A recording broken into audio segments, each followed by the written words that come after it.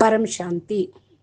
చైతన్యంలో సంస్కారాలు ఎంతవరకు ఉంటాయి అనేటువంటి విషయం గురించి అనంతబాయి తోటి ప్రశ్నలు అడుగుతుండే చెప్తూ ఉన్నారు. అనంతబాయి అంటున్నారు, చైతన్యం అంటే ఆత్మ. శాస్త్రాల్లో రెండే విషయాలు చెప్పారు, జడము మరియు చైతన్యం. జడం అంటే పంచతత్వాలతో ఏర్పడిన శరీరం, చైతన్యము అంటే ఆత్మ. అయితే ఆత్మలో సంస్కారాలు ఎంతవరకు ఉంటాయి? ఇప్పుడు అన్ని సంస్కారాలు మనసులోనే ఉంటాయి కదా. మనసు, బుద్ధి, సంస్కారాలు అవి ఆత్మలో ఉండవు. ఆత్మ ఒక పవర్ మాత్రమే. ఆ పవర్ మీద ఉన్నది మనసు. మనసులో బుద్ధి ఉంటుంది, బుద్ధిలో సంస్కారాలు ఉంటాయి. అంటే ఈ మనసు, బుద్ధి, సంస్కారాలు మనిషిలో మారుతూ ఉంటాయి.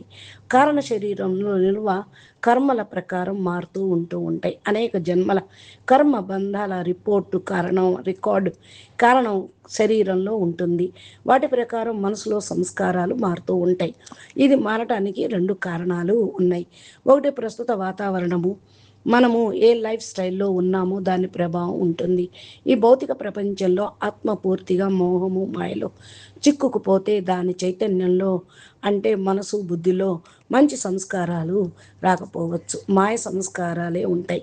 అలాంటి మాయ సంస్కారాలున్న ఆత్మ భక్తి మార్గంలో ఉన్నట్లయితే ఈ జన్మలో కొంత భక్తి చేస్తుంది, కానీ భక్తి ఫలంగా జ్ఞానం దొరకదు. అందువల్ల మనసు, బుద్ధి, సంస్కారాలతోటి జ్ఞానం రావటం లేదు.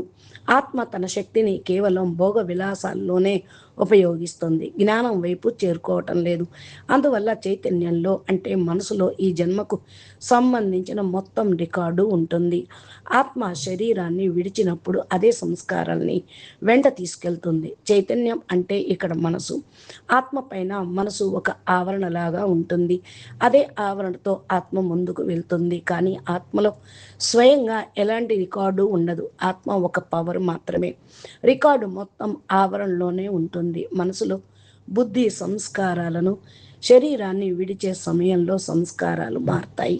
ఎందుకంటే అంతిమ గతి సోగతి అనే సిద్ధాంతం ఉంది. చివరి క్షణంలో బుద్ధిలో పరమాత్మ స్మరణ వచ్చినట్లయితే జీవితం మొత్తం చేయకపోయినా భయంతో అయినా చివర్లో పరమాత్మను స్మరించినట్లయితే ఆ భక్తి సంస్కారాలు ఆత్మతో పాటు వెళ్తాయి. అప్పుడు ఆత్మ నిర్ణయం తీసుకుంటుంది, తరువాతి జన్మలో తప్పకుండా భక్తి చేయాలి, పరమాత్మను స్మరించాలి, జీవితాన్ని భోగ విలాసాల్లో మాత్రమే గడపకూడదు అనే అర్థం. కానీ కొత్త జన్మలో వచ్చిన తర్వాత మళ్ళీ ఆత్మ తన లక్ష్యాన్ని మర్చిపోతుంది.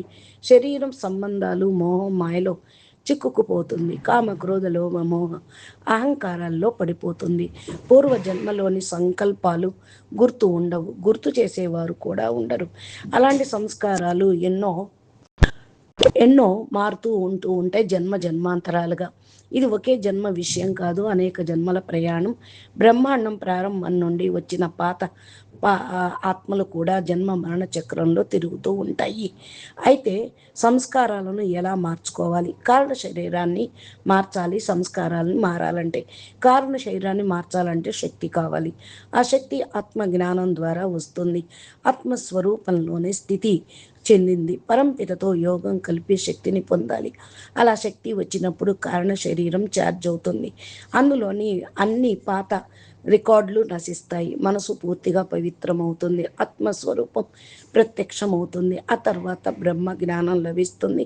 మనసు మారుతుంది. ఇదే జన్మలోనే సాధనా ఫలితం లభించవచ్చు. జ్ఞాన మార్గంలో సాధ్యమే, కానీ ఆత్మస్వరూపంలో స్థిరపడినప్పుడు, పరంపితతో అనుసంధానం కలిగినప్పుడు అతని అత్యున్నత శక్తి లభిస్తుంది. ఆ శక్తితో కారణ శరీరం, మహాకారణ శరీరం అన్నీ మారిపోతాయి.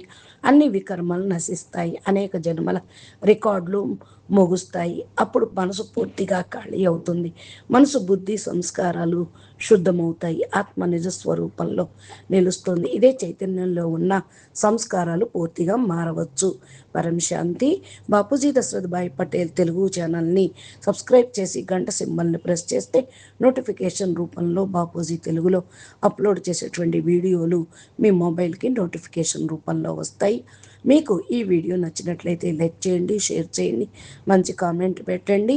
మరి మా వీడియోలు ఇంకా ప్లేలిస్ట్లో ఉన్నాయి. టాపిక్ వైజ్గా మీరు వినాలి అంటే ఫాలో అవుతూ ఉండండి. పరమ శాంతి. నమస్తే, ధన్యవాదాలు.